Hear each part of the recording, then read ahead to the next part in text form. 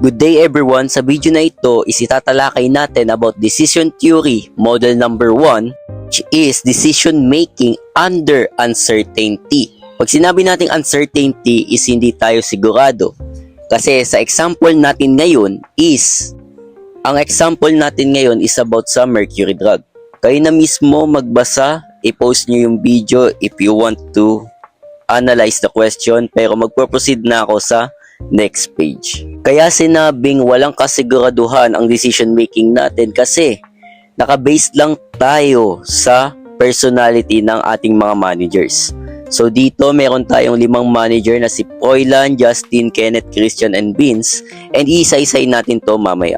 Ang pinaka-problem na gusto nating masolve sa question na ito is what would be the decision of each manager, how much gain or loss for the company would each expect, and which alternative is most likely to be chosen by most managers. Meron lang tayong 5 method na kailangan tandaan, which are Maximax, Maximin, Hurwicks, Laplace, and Minimax Regret. Isa-isahin din natin yan mamaya. Diyan i-explain ko bakit may optimistic, pessimistic, criterion of realism, and so forth. For now, ito yung payoff summary table na ginawa ni Josh Ni based sa may 3 nga tayong alternative decision. May mamimili lang tayo rito sa 3 kung ano yung pinaka the best based sa mga managers natin. Simula tayo sa manager number 1, which is si Froilan, and ang definition or description na inilagay sa kanya is Froilan is an optimistic person. So, ang gagamitin natin dito is yung tinatawag na Maximax. Bakit ba Maximax? Kasi, hahanapin natin yung best of the best decision na kung saan high risk, high reward ang gusto nating mahanap. Sa first decision, which is construct a large plant, titignan natin kung sino yung pinakamataas na gain sa kanilang 3. Well, walang iba kundi yung $14,000. Sa pangalawa ay 12,000 and sa pangatlo is 0. And ngayon, hahanapin natin sa 3 to kung sino yung pinamataas sa kanila, which is $14,000. So, ang decision ni Froilan will construct a large plant and expect a gain of $14,000. Dako naman tayo kay Justin. Ang description na ibinigay sa kanya is Justin is very conservative. Gagamit tayo dito ng pessimistic or yung maximin. Sa kada row, isahanapin natin lahat ng pinaka-minimum sa kanila, and doon sa 3 na nahanap natin is hahanapin naman natin yung pinaka-maximum. So, ang naging decision ni Justin is he will do nothing and expect syempre nothing din. So, yung Maximax at yung Maximin ay napakadali lang kasi dito sa Maximin, hahanapin mo lang kada row yung pinaka-minimum sa 3. Dun sa construct a large plant, small plant, and do nothing, kada row yun ha. And after mo mahanap is hahanapin mo naman yung pinakamataas sa kanilang 3. Na kung saan $0 kasi yung dalawa is negative, kaya ang gagawin lang ni Justin is wala. In short, kung sa Maximax is best of the best, dito sa Maximin, ito yung best of the worst. Pangatlong manager, si Kenneth, thinks that there is a 80% chance that the market is favorable. Dito na papasok yung tinatawag nating criterion of criticism. Ito na yung Hurwicks na kung saan wala tayong pakialam sa average market. Nakatingin lang tayo sa favorable market and unfavorable market. Mayroon tayong formula na kailangan tandaan, which is Hurwicks equivalent to A times Fi plus 1 minus 8 multiplied by Ui. A stands for criterion of realism, Fi ito yung favorable market, and ang Ui ay yung unfavorable. Base sa ating formula is i-apply lang natin yan using substitution method kada row. Sa first row, tatawagin natin tong H1 is equivalent to ano yung A, 0.8 multiply by yung favorable market na row na yon, which is yung $14,000 plus 1 minus 0.8 na sa formula yan, then multiply natin sa unfavorable market na negative $9,000, which will lead sa $9,400. Dito naman sa second row, ganun pa rin.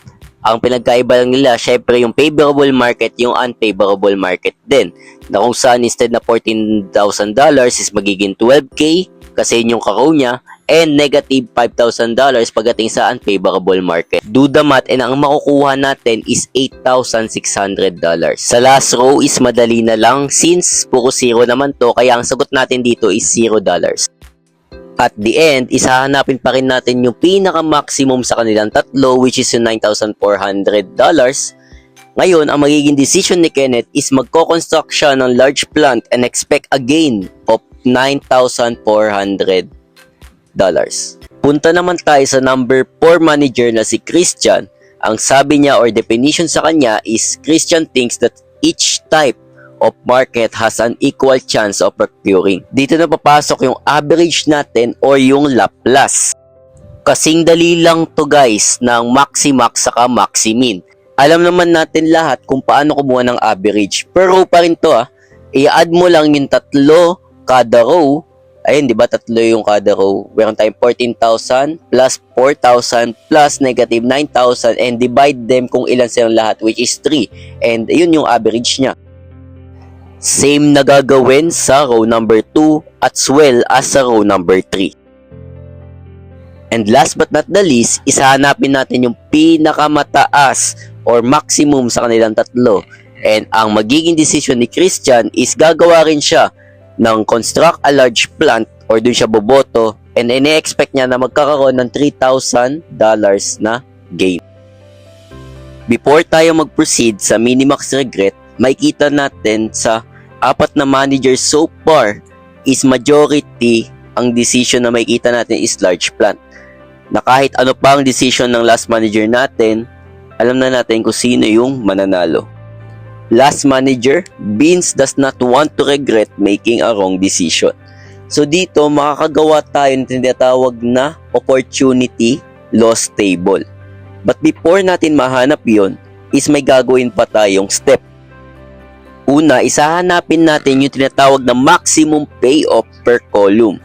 Ibig lang sabihin nun is kung sino yung pinakamataas na value kada column sa favorable market, sa average market, and sa unfavorable market. Sa una ay meron tayong $14,000. Pangalawa, ang pinakamataas sa average market ay $4,000 and sa last is $0 kasi puro negative yung kasama niya. Ngayon ay ima-minus natin lahat ng dilaw na to, itong hinanap nating mga max, sa kada payoff doon sa ka-column niya. Like for example, $14,000 minus $14,000 ay 0. $14,000 minus $12,000 is $2,000. $14,000 minus 0 is $14,000. Ay yung ilalagay natin sa opportunity loss table. Again, kada column is minus mo lang yung max doon sa kada payoff. Kaya naging ganito yung table natin.